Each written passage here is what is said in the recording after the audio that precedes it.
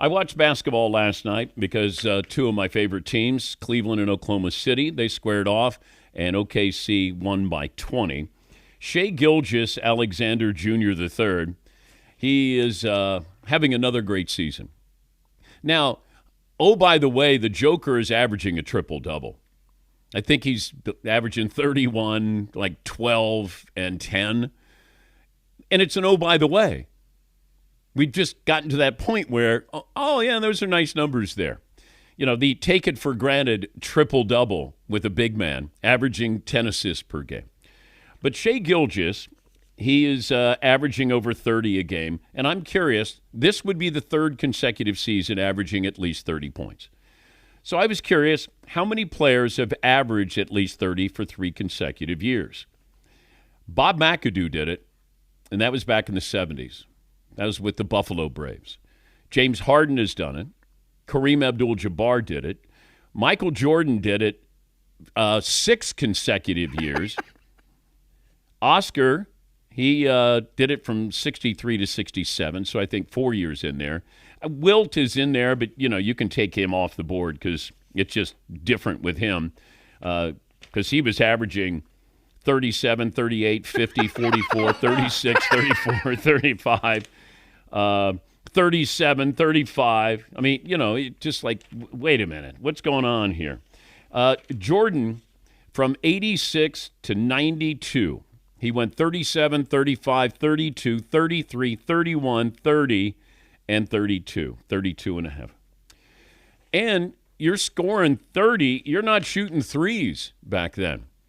Now, Shai Gilgeous is not shooting threes, at least not known. Like, it's just, if you have to watch a game. And this is what I would say to all these MVP voters. Make sure you're watching games. Because if you're watching highlights, you're going to come away and go, all right, what's the big deal? It's a mid-range jumper. You know, you have, I think Anthony Edwards just came out and said Shai Gilgeous-Alexander is unstoppable. It's rare when you have somebody say that about somebody else and say they're unstoppable. You know, there are players that I think are, you can't stop them. You can only hope to contain them. And he might be one of those guys. It's just, he's not going to make the highlights. He's not. And I don't know if that prevents him from winning the MVP.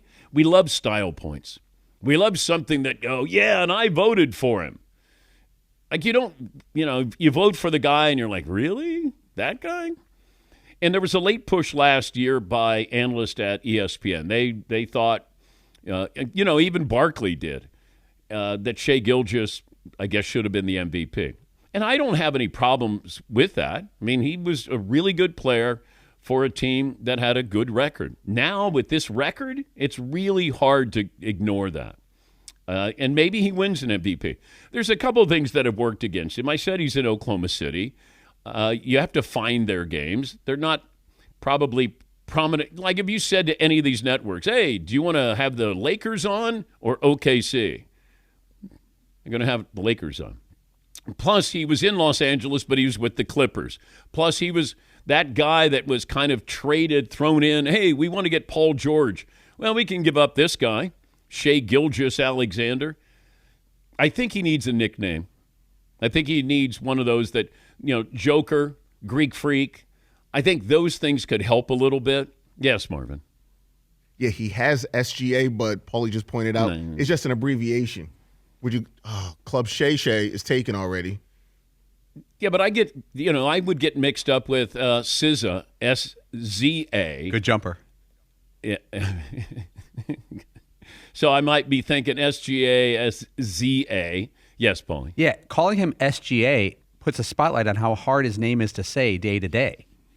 And that's one of the reasons he's not easily consumable. Even watching his game last night, if you're describing his game, it's like he kind of meanders around the court, finds his spot, and just pops a jumper. That's it, all day. He makes it look easy. And it's not, obviously, but there's a Kawhi Leonard feel to him that he's not in a hurry.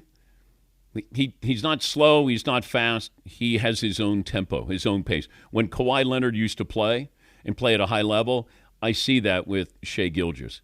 Now, I don't know if he's a on-ball defender. Kawhi was a really good two-way player. But I'm watching, and we'll continue to watch. And they don't even have Chet Holmgren back. And once you get him, they look like the team to beat. They certainly do. Yes, Marvin. And the thing is, they've been trying to make him a star. He was in the Skims, the Kim Kardashian line. He posed in his, nearly nude. Whoa, he had the whoa. What a Girl Wants commercial with Chet Holmgren. Yeah, so they've been Chet. trying. There's been a concerted effort to make this guy a star. That commercial did him no favors. No, that wasn't good. I'm not blaming him. I'm blaming them. Yeah, that was where you go, man, I don't know. But they're trying. At least they tried. I just don't know if he's ever going to get, like DeMar DeRozan. He's a really good player. He's just not exciting. So when you say, DeMar DeRozan's averaging 27, you go, all right. I can't remember one basket. And once again, that's not fair. I remember Adrian Dantley. If you're old enough to remember Adrian Dantley, he would give you 30, but you don't remember any of his points. It'd be like, okay, AD, Mark Aguirre. Hey, man, that guy can score. Alex English. You're like, all right, that guy can score. Meanwhile, Alex English and Dominique Wilkins could average the same number of points. I would remember Dominique's. I didn't remember Alex English's. But he was just that kind of methodical, mid-range jumper. It's like Durant has become a star, but he had to win to become a star. And I think that was the important thing. Adrian Dantley didn't win. Alex English didn't win. If you win titles, then all of a sudden we look at you differently. And maybe that would change with Shai Gilgeous-Alexander. Yes, Paulie. And if you look at Kevin Durant, he may not necessarily have above-the-rim highlights, but when you watch him play since day one, it's like a guy that tall shouldn't have those kind of handles. A guy that tall shouldn't be able to do everything all over the court. He's freakish in that way. Yes, Marvin. Yeah, like when I was maybe a teenager, guys like Michael Redd, Allen Houston, great scorers, but they weren't on SportsCenter when you were doing highlights. Guys like Stromile Swift and Kenyon Martin, those guys were all over SportsCenter. They were more famous than those guys that were averaging 25 a night. Well, that's when we thought if you could dunk that, then you made the highlights. Or, did you see that highlight? And then be like, this is only 2 points of the game. Stromile Swift out of LSU, I believe. Yes, Seton. Kevin Durant doesn't need highlights because his whole being is he just comes with the word unstoppable. And it's more like if he wanted to, he would score every time down the court. And sometimes you're like, why don't you just do that? Why don't you just do that? But his whole being is a highlight because you can't do anything about it.